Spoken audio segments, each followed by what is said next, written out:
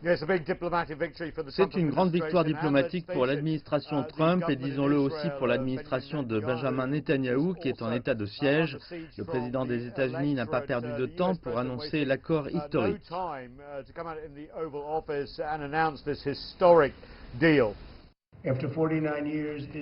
Après 49 ans, Israël et les Émirats arabes unis vont normaliser pleinement leurs relations diplomatiques.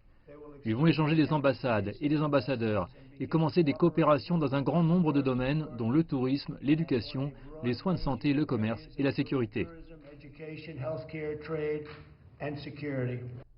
Ces remarques ont été faites lors d'un point de presse. Le président a ajouté que d'autres pays vont aussi rejoindre l'accord, comme l'UE, et aussi de manière assez suspicieuse. Il a dit que les Palestiniens accepteraient aussi que d'autres nations arabes signent la reconnaissance d'Israël. Pourquoi les EAU font-ils cela?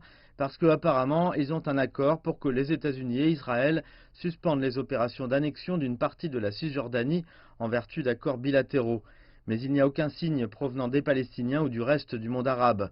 Nous écoutons le ministre des Affaires étrangères des Émirats arabes unis.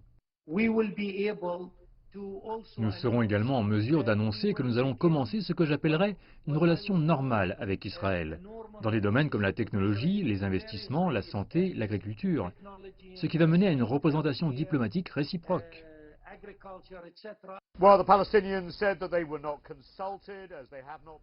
Alors que les Palestiniens ont dit qu'ils n'avaient pas été consultés, comme ils ne l'avaient pas été avant.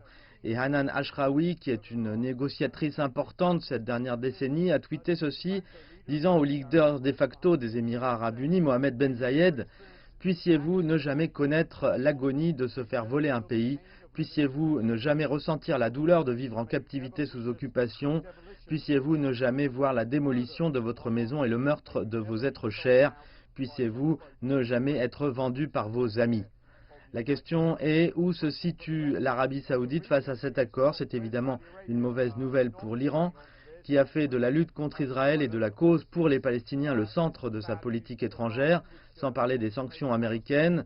D'autres pays arabes sont aussi absents de l'accord, mais la question demeure de savoir si l'accord sera pérenne. C'est le troisième pays arabe à reconnaître Israël, après l'Égypte en 1979 et la Jordanie en 1994. Alors est-ce une tactique préélectorale pour Washington et peut-être même pour Tel Aviv, ou est-ce plus profond? Les enjeux sont importants pour la Maison-Blanche. La diplomatie est très différente sous l'administration Trump.